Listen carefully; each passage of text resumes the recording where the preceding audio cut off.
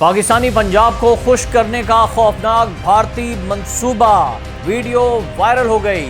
पानी और खून भी एक साथ नहीं चल सकते। उधर पाकिस्तान का भी नरेंद्र मोदी को बड़ा सरप्राइज, भारत पर वाटर एटम बॉम्ब गिरा दिया।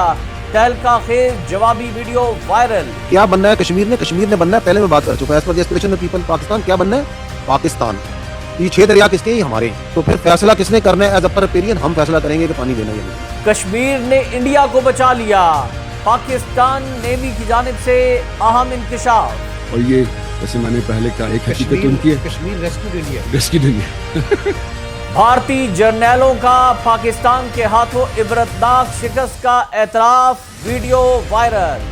About losses in the battle, yes, we lost few jets, but as CDS Anil Chauhan has rightly noted, losses are an unfortunate but inherent part of combat. Bharat में मसाजिद के बाद मुसलमानों की कब्रों की भी बेहुरमती, कब्रों को खोदा जाने लगा और आग लगाई जाने लगी।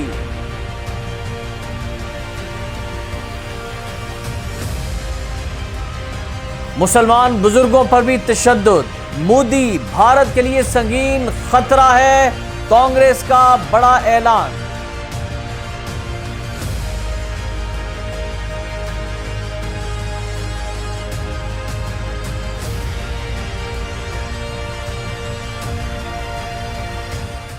बिस्मिल्लाहिर्रहमानिर्रहीम, अस्सलाम वालेकुम नाज़रीन, आप देख रहे हैं खबरगाम और मैं हूं एहतशाम रहमान। नाज़रीन, जंग मई 2025 को 1 साल मुकम्मल हो चुका है। पाकिस्तान और भारत की फ़ौजें एक बार फिर आमने सामने हैं। भारत की जानिब से पाकिस्तान की जानिब बहने वाले दरियाओं का पानी रोक कर आबी जारहियत का आगाज़ कर दिया गया है।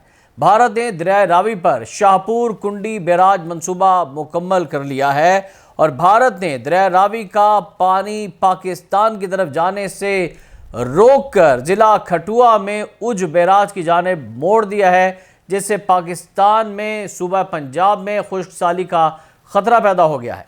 भारतीय हुकूमत के इस नापाक मंसूबे के मुताबिक तकरीबन 37,000 एकड़ ज़रई ज़मीन को, भारतीय ज़मीन को आबपाशी की सहूलत हासिल होगी, जिससे इस खित्ते में भारतीय ज़रई पैदावार तो बढ़ेगी, जबकि पाकिस्तान की ज़मीनें बंजर हो जाएंगी खुदा न खास्ता। और ये नापाक मंसूबा मोदी की जानिब से बनाया गया है और इस हवाले से एक वीडियो आपको दिखाते हैं, जिसे इंडियन खुफिया एजेंसी रॉ के हैंडल से जारी किया गया है और इसके पीछे मोदी की वॉइस में पाकिस्तान को धमकियां भी दी जा रही हैं। भारत का मत एकदम स्पष्ट है। टेरर और टॉक एक साथ नहीं हो सकते। टेरर और ट्रेड एक साथ नहीं चल सकते और पानी और खून भी एक साथ नहीं। जी नाज़रीन, वीडियो अपने मुलाहिजा फरमाई से अंदाज़ा हो रहा है कि भारत जो है वह पाकिस्तान के खिलाफ आबी जारहियत का मंसूबा बना चुका है। एक तरफ पाकिस्तान का पानी रोका जाएगा और जब मानसून सीज़न में बहुत ज़्यादा पानी भर जाएगा उनके बैराज के अंदर, तो ये पानी पाकिस्तान के दरियाओं में, जिनमें रावी और चनाब है, छोड़कर पाकिस्तान के पंजाब को और सिंध के जो ज़रई इलाके हैं उनको डुबोने की खुदा न खास्ता ये नापाक साजिश नरेंद्र मोदी ने इस साल भी तैयार कर ली है, जिसके जवाब में पाकिस्तान के DG ISPR की जानिब से भारत के खिलाफ एक ऐसा बयान दिया गया है जिससे भारत पर पाकिस्तान का वाटर एटम बम करार दे दिया गया है और कहा गया है कि मोदी सरकार जो है अपने नापाक मंसूबे अपने पास रखे। अब पाकिस्तान जो है वो अपने मंसूबे बनाएगा और इंशाअल्लाह ताला मोदी को उसकी चालों में ही फंसाकर इबरतनाक सजा दी जाएगी। DG ISPR ने कहा कि मोदी सुन लो, कश्मीर हमारा है, सारे का सारा है और इंशाअल्लाह ताला मकबूजा कश्मीर बहुत जल्द पाकिस्तान बनने वाला है और इससे निकलने वाले 6 दरियाओं पर बहुत जल्द इंशाअल्लाह पाकिस्तान का मुकम्मल कंट्रोल होगा और फिर पाकिस्तान की हुकूमत और पाकिस्तान की मुसल्लह अफवाज फैसला करेंगे कि भारत को पानी देना है या नहीं, और फिर पानी की बूंद बूंद को भारत को पाकिस्तान तरसाएगा। DG ISPR ने क्या कहा, आइए देखते हैं। But on the side note let me से दिस, ये पानी, ये जो 6 दरिया है, ये जो आते हैं कश्मीर से आते हैं। 1960 में जब इंडस वाटर ट्रीटी हुई थी, उसके अंदर से ये पहली दुनिया की शायद ट्रीटी है जिसके अंदर दरिया तकसीम किए गए थे कि 3 दरिया पाकिस्तान को, 3 दरियाओं का पानी उन्होंने हिंदुस्तान को दिया था। क्यों? Because they come from A disputed area, that dispute still exist. और इंशाल्लाह ताला जब वो डिस्प्यूट रिजॉल्व होगा, और वो रिजॉल्व होगा, क्या बनना है कश्मीर ने बनना है, पहले मैं बात कर चुका, as per the aspiration of people Pakistan, क्या बनना है? पाकिस्तान। तो ये 6 दरिया किसके हैं? हमारे हैं। तो फिर फैसला किसने करना है? एज अपर रिपेरियन हम फैसला करेंगे कि पानी देना है या नहीं देना। जी नाज़रीन, ये बहुत अहम बयान है और पाकिस्तान के DGISPR की जानिब से भारत को कह दिया गया है कि तुम्हारा बाप भी पाकिस्तान का कुछ नहीं बिगाड़ सकता। और पाकिस्तान 14 अगस्त को इंशाअल्लाह ताला भारत को एक बड़ा सरप्राइज़ भी देने जा रहा है। उधर नाज़रीन, पाकिस्तान की तीनों मुसल्लह अफवाज की मुश्तरका प्रेस कॉन्फ्रेंस में उस वक्त दिलचस्प सूरत हाल पैदा हुई जब पाकिस्तान नेवी की जानिब से भारतीय जहाज़ को रेस्क्यू करने के मिशन से मुतालिक तफसीलात बताई जा रही थी। तो DGISPR ने अज़राए मज़ाक कहा कि पाकिस्तानी कश्मीर ने भारत को बचा लिया।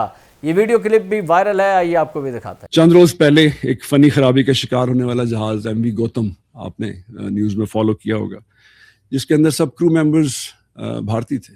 उसके रेस्क्यू के लिए, उसको असिस्टेंस प्रोवाइड करने के लिए हमने पाकिस्तान मैरीटाइम शिप कश्मीर को डिस्पैच किया और उसने इफेक्टिवली टाइम पे पहुंच के उसको जो भी असिस्टेंस चाहिए थी वो प्रोवाइड की। और ये, जैसे मैंने पहले कहा, एक हकीकत उनकी है, कश्मीर रेस्क्यूड इंडिया।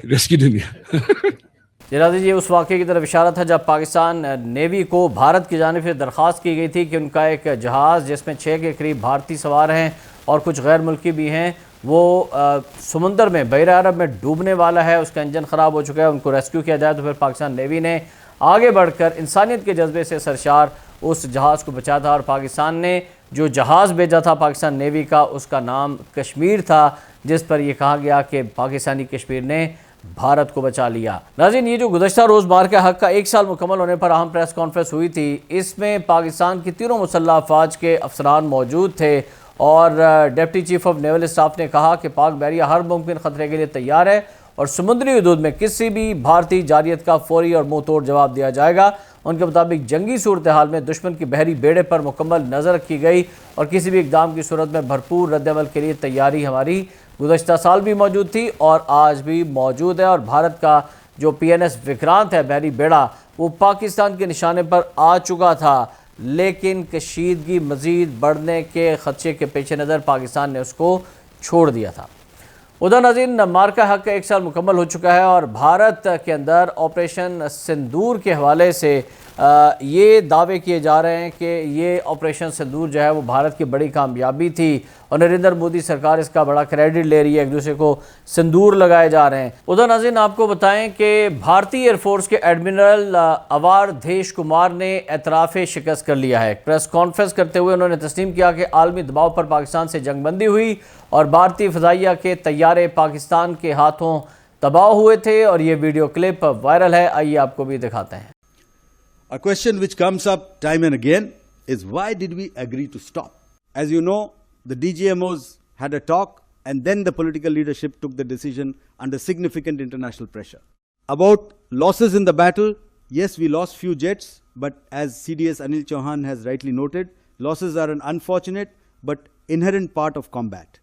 नाज़रीन, सुना आपने, भारतीय एयरफोर्स के एडमिरल ये फरमा रहे थे कि पाकिस्तान के हाथों उनके जहाज़ तबाह हुए हैं और उनका ये कहना था कि जंगों में नुकसान तो होता ही है, लेकिन भारतीय हुकूमत ये मानने को तैयार नहीं है और भारत के अंदर हिंदू इंतहा पसंद इस कदर शुतरे बेमहार हो चुके हैं कि उनके नज़दीक किसी भी अक़लियत की इज़्ज़त, जान माल महफूज नहीं है। और जान माल तो छोड़िए, अब मुसलमानों की मसाजिद को शहीद किया जा रहा है और इसके साथ साथ मुसलमानों के मज़ारों को भी शहीद किया गया, औलिया कराम के मज़ारों को नाउज़ बिल्लाह बेहुरमती करके शहीद किया गया।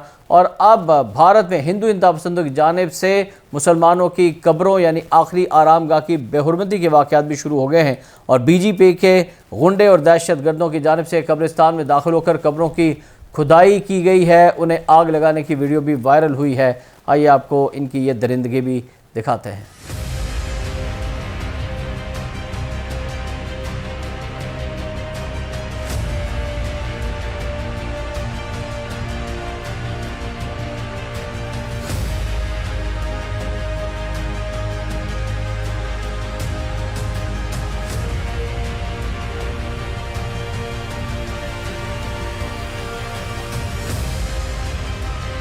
जी नाज़रीन, वीडियो आपने मुलाहिज़ा फरमाई, आपने देखा कि किस तरह से कब्रिस्तान की बेहरमती की जा रही है और जिन कब्रों पर चादरें हैं उनको जलाया जा रहा है, नज़र आतिश किया जा रहा है। और जो लोग ये वीडियो बना रहे हैं हिंदू इंतहा पसंद, वो कह रहे हैं कि चंद दिन पहले तक यहाँ पर कुछ भी नहीं था और हम हुकूमत से कहते रहे कि इनको ख़त्म करो, लेकिन ये देखें हर तरफ कब्रें ही कब्रें हैं। और ये मुसलमानों के ऊपर इल्ज़ाम लगा दिया गया है कि ये कब्रें भी कब्ज़ा करके मुसलमानों ने बनाई है।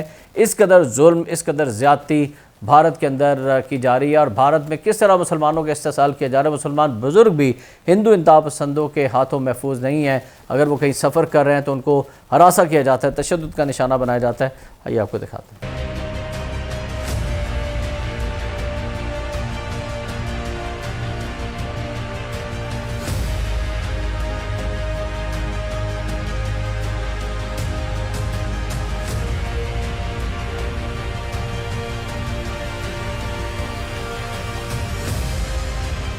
अफसोसनाक वाक़यात सामने आ रहे हैं, चाहे मुसलमान हों, चाहे ईसाई हों, चाहे दलित हों, चाहे सिख हों, सब के साथ ये हो रहा है। बिहार के अंदर जो सूरत हाल है, ऐसा लगता है कि अब बिहार भी भारत से आज़ादी मांगना शुरू हो जाएगा। और हम तो कहते हैं कि बिहार के अंदर जो मुसलमान हैं वो उठें और इन हिंदू इंतहा पसंदों के ख़िलाफ़ ऐलान जिहाद कर दें।